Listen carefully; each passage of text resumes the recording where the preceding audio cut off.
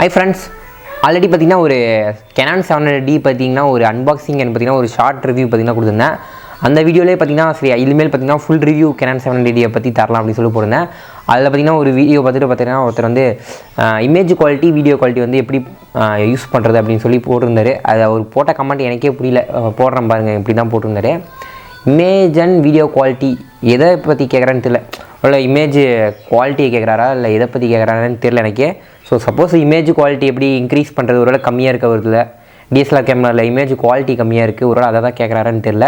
Suppose அதை வந்து அது எப்படி குவாலிட்டி அதிகப்படுத்துது ப்ளஸ் வீடியோவில் எப்படி நம்ம குவாலிட்டி அதிகப்படுத்து அப்படின்னு சொல்லிட்டு நான் இப்போ ஒரு என்னோடய கேமராவில் பார்த்திங்கன்னா நான் பண்ணி காட்டுறேன்.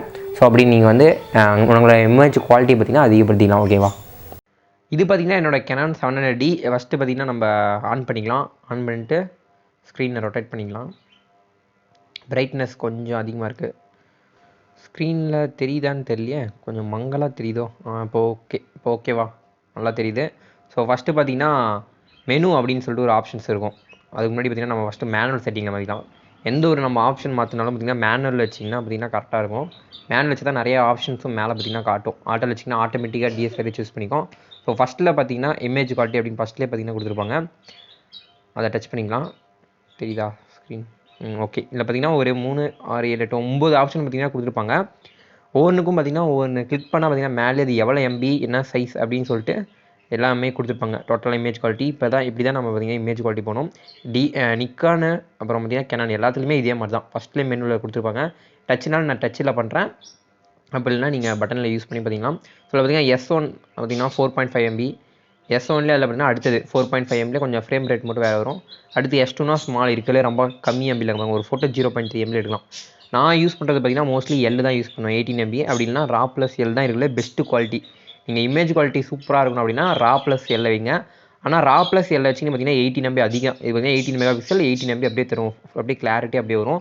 ஆனால் இதில் யூஸ் பண்ணிங்கன்னா உங்களால் எடிட் பண்ண முடியாது. அதனால் நான் பார்த்தீங்கன்னா மோஸ்ட்லி L தான் வச்சு எடுப்பேன். ஏன்னா இதுவும் அதே 18 MB தான். ஆனால் இதில் பார்த்திங்கன்னா எடிட் பண்ணலாம், ராவில் வச்சு எடிட் பண்ண முடியாது. அதனால தான் பார்த்திங்கன்னா நான் L வச்சுருப்பேன். ஃபோட்டோஷாப்பு அது மாதிரி எடிட் பண்ணுறவங்களாம் இருந்தீங்கன்னா L வச்சுக்கோங்க, அதுவும் 18 MB தான். இல்லை RAW + L வச்சுக்கோங்க. இமேஜ் குவாலிட்டி பார்த்திங்கன்னா இப்படி தான் மாற்றணும். மற்றபடி அவ்வளோதான், ஈஸி தான். இமேஜ் குவாலிட்டி இதில் தான் எனக்கு தெரிஞ்ச வரையும் மாற்றுறது. வேறு எல்லா கேமராவிலும் இப்படி தான் இருக்கணும். நான் நிறைய கேமரா யூஸ் பண்ணிக்கிறேன், எல்லாத்துலேயும் இப்படி தான் யூஸ் பண்ணுறது இருக்கும். அடுத்து இப்போ வீடியோ குவாலிட்டி கேட்டிருந்தார். அப்படியே வீடியோ குவாலிட்டி எப்படி அப்படின்னு சொல்லி காட்டுற மாதிரிங்க. ஸோ ஃபஸ்ட்டு பார்த்திங்கன்னா உங்கள் கேமரா வீடியோ ஆன் பண்ணிக்கோங்க. இப்போ வீடியோ ஆன் பண்ணியாச்சு. நான்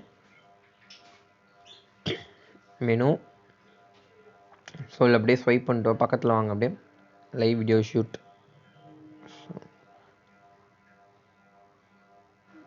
ஃபைன் நம்பரிங்.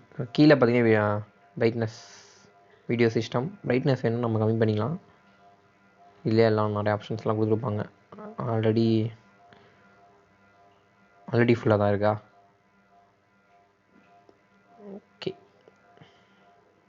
ஓகே 7 இருக்கட்டும். சரி பார்த்தீங்கன்னா கீழே பார்த்தீங்கன்னா வீடியோ சிஸ்டம் அப்படின்னு சொல்லிட்டு ஒரு ஆப்ஷன் இருக்கும். அது பார்த்தீங்கன்னா உங்களுக்கு டிஃபால்ட்டாக பால் அப்படின்னு சொல்லிட்டு ஒரு ஆப்ஷன் இருக்கும். நான் பார்த்தீங்கன்னா NTSCயில் வச்சுருக்கேன். ஏன்னா கொஞ்சம் ஸ்லோ மோஷன்லாம் எடுக்கிறதுக்கு பார்த்தீங்கன்னா இது யூஸ் ஆகும் NTSC. அதனால் நீங்கள் வீடியோ எடுக்கிறதா இருந்தால், அதிகமாக வீடியோ எடுப்பீங்க அப்படின்னா NTSCயில் வச்சுக்கோங்க. பால் டிஃபால்ட்டாக கொடுத்துருக்குது. NTSC வந்து நம்மளே மேனுவலாக மாற்றிக்கிறது தான். ஓகேவா? பார்த்தீங்கன்னா நான் வீடியோக்கு வந்து மாற்றிட்டேன். இப்படி பார்த்தீங்கன்னா உங்களுக்கு இன்டர்ஃபேஸ் பார்த்தீங்கன்னா வரும். வீடியோ ஆன் பண்ணுமே மேலே பார்த்தீங்கன்னா ஒரு பட்டன் கொடுப்பாங்க. அதை கிளிக் பண்ணிங்க அப்படின்னா பார்த்திங்கன்னா இது பார்த்திங்கன்னா ஆட்டோ ஃபோக்கஸ் பாயிண்ட் பார்த்திங்கன்னா ஒரு 3 கொடுத்துருப்பாங்க. ஃபஸ்ட்டில் இருக்க ஆட்டோ ஃபோக்கஸ் பார்த்திங்கன்னா நம்மளோட ஃபேஸை பார்த்திங்கன்னா ஜூம் பண்ணுறதுக்கு, ஃபேஸை பார்த்திங்கன்னா ஆட்டோமேட்டிக்காக அது ஜூம் பண்ணிக்கும். செகண்டில் இருக்கிறது பார்த்திங்கன்னா நம்ம ஏதாச்சும் ஒரு சப்ஜெக்டை மல்டி சப்ஜெக்ட் ஒரு 2-3 பேர் இருக்கோம்னா அவங்கள யூஸ் பண்ணுறதுக்கு. அடுத்து பார்த்திங்கன்னா ஃபோக்கஸ் யூஸிங் AF பாயிண்ட்னா நம்ம எதை மட்டும் செலக்ட் பண்ணி ஃபோக்கஸ் பண்ணுறோமோ அது மட்டும் செலக்ட் ஆகும். அதுதான். ஓகேங்களா? அடுத்து பார்த்திங்கன்னா செகண்டில் ஒரு பாக்ஸ் கொடுத்துருவாங்க பார்த்திங்கன்னா. அதை டச் பண்ணிங்கன்னா பார்த்திங்கன்னா சிங்கிள் மோட், கண்டினியூஷன் மோட், அப்புறமேலாம் உங்களுக்கு 2 மினிட்ஸ் மொபைல்லாம் இருக்குது பார்த்தீங்களா, செகண்ட்ஸே நீங்கள் செல்ஃபில் டைம் வச்சுட்டு ஃபோட்டோ எடுக்கலாம். அது மாதிரி இருக்கும். நான் சிங்கிள் ஷூட்டிங்கில் தான் வச்சுருப்பேன். ஓகேவா? அதே மாதிரி இதுலேயே பார்த்திங்கன்னா இமேஜ் குவாலிட்டி கொடுத்துருப்பாங்க. அப்படியே வீடியோ இமேஜில் நாங்கள் ஃபோட்டோ எடுக்கணும்னா இமேஜ் குவாலிட்டி அதில் போய் பண்ணணும். வீடியோவில் மாற்றுறதா இருந்தால் இதில் வந்து மாற்றிக்கணும் தான். இதிலே பார்த்திங்கன்னா ஃப்ரேம் ரேட் எந்த சைஸில் வேணும், நம்ம எடுக்கக்கூடிய சைஸ் என்னென்னு பார்த்திங்கன்னா மோஸ்ட்லி பார்த்திங்கன்னா 920 4 சைஸ் இருக்குது. 1920 ப்ளஸ் அப்புறம் 30 ஃப்ரேம் ரேட்டு, ஃபுல் HD எல்லாமே ஃபுல் HD தான். NTSC வச்சுருக்கோம் நம்ம பார்த்திங்கன்னா அது மேலே காட்டிடும். NTSC வச்சு நம்ம வீடியோ ஷூட் பண்ணுறோம் அப்படின்னு காட்டிடும். ஓகேங்களா? அடுத்த ஃப்ரேம் ரேட்னா 1920 × 180 ஃப்ரேம் ரேட், 24 ஃப்ரேம் ரேட்டில் பார்த்திங்கன்னா இதுவும் HD ரெக்கார்டிங் தான். சினிமா ஃபோட்டோகிராஃபிக்கு இதுக்கு பார்த்திங்கன்னா யூஸ் ஆகுது.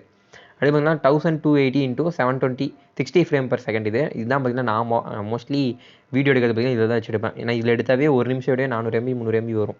அடுத்து பார்த்தீங்கன்னா 640x480 இது பார்த்தீங்கன்னா 300 ஃப்ரேம் பர் செகண்ட் வரும். இது பார்த்தீங்கன்னா ரொம்ப லோ, உங்களுக்கு ஸ்டோரேஜ் கம்மியாக இருக்கும் போது பார்த்தீங்கன்னா இது வச்சு எடுத்துக்கலாம். நான் பார்த்தீங்கன்னா செகண்டில் வச்சு எடுப்பேன். நான் நார்மலாக வச்சுருக்கிறது பார்த்தீங்கன்னா 1280x720 இதில் தான் வச்சு எடுப்பேன் ஃப்ரேமில். இப்படி தான் பார்த்தீங்கன்னா இமேஜ் குவாலிட்டி பார்த்தீங்கன்னா அதில் இதுலேயும் பார்த்தீங்கன்னா எல்லாம் தான் நான் வச்சுருப்பேன், வேறு இதில் வச்சுருக்க மாட்டேன். ஏன்னா எல்லாம் வச்சு தான் எடிட் பண்ணுறது அதெல்லாம் பார்த்தீங்கன்னா சூப்பராக இருக்கும். நீங்களும் இமேஜ் குவாலிட்டி வீடியோ குவாலிட்டி தெரியலனா உங்களுக்கு இல்லைனா இதை பார்த்து மாற்றிக்கோங்க. ஓகேவா? வேறு ஏதாச்சும் உங்களுக்கு டவுட் இருந்துச்சுன்னா கீழே கமெண்ட் பண்ணுங்கள், அடுத்த வீடியோ அப்லோட் பண்ணுறேன். ஓகேவா? டாட்டா பாய் பாய்.